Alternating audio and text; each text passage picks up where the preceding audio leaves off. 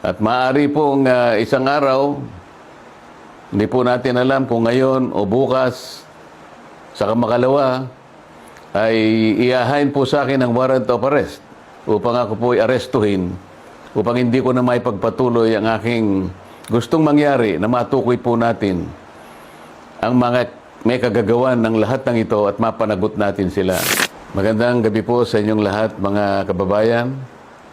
Ngayong araw ay narinig po ninyo ang pagpapahayag at mga deklarasyon at testimonya ng mga dating sundalo na nagpasya na magkatipon-tipon kaninang umaga at natapos kani-kanina lang tungkol sa maanumalyang flood control projects na kinapalooban ng maraming pagdideliver ng napakaraming mali-malitang salapi sa iba't ibang mga tao at opisyalis ng ating bansa. Yan po ang sinasalamin sana, mga kababayan, ng dapat na nangyari na inaakala naming huling pagdinig sana ng opisyal na Blue Ribbon Committee na aming sinet noong June 11, 2026. Hindi nga po natuloy yun, mga kababayan, dahil nung matunugan ng ibang mga kasama namin na kami magdadaos uli ng panghuling hearing na lang ng Blue Ribbon Committee, ay sinabi nila na mayroong security threat ang Senado at ang aming mga kawani ay sinabihan nila na mag-work from home na lang.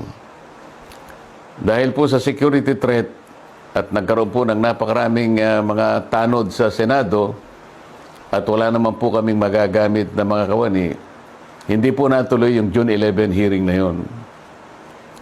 At nang dahil doon ay nagpasya ang mga kumukupkup dun sa 18 at higit pang mga dating sundalo na maggawa na lang ng pagpapahayag na ginawa nga nila sa araw na ito. Yan po mga narinig nyo sa araw na ito ay siyang dapat na marinig po ninyo sa isang pagdinig ng Blue Ribbon Committee na ang representasyong ito ay matagal na pong itinalaga ang kanyang kakayahan na siya ang manguna na matukoy po natin ang mga taong nasa likod ng napakamalaganap at napakamalaking nakawan sa salapi ng bayan na ganap po sa kasaysayan ng ating republika. Nang dahil po dyan ay marami po ang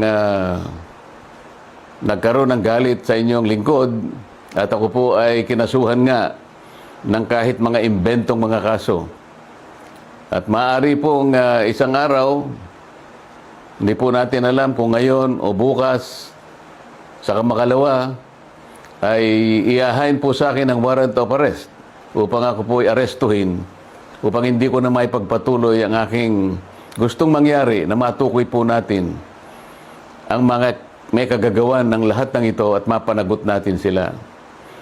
Pero wag po kayong mag-alala, kahit ako po ay kanilang maaresto at maipakulong, kagaya na po ng sinasabi ko, ay hindi po tayo titigil hanggat hindi po natin natutukoy ang mga taong ito dahil kayo po talaga ang dapat pagsilbihan namin. Interes po ninyo ito. Huwag kayong mawawalan ng loob at huwag kayong mawawalan ng pag-asa. Pansamantala lang naman siguro ang hindi tayo magkikita ng harapan. Ngunit dahil po sa ating pakikipaglaban, alang-alang po sa interes ng ating bansa, ay kailangan tayo magkaisa. Sa tulong po ng Panginoon Diyos, magtatagumpay din po tayo. Mabuhay po kayong lahat at sana'y araw-araw ang diwa ng ating pagkakaisa ay huwag pong mawala sa bawat isa sa atin. Salamat po sa inyong lahat.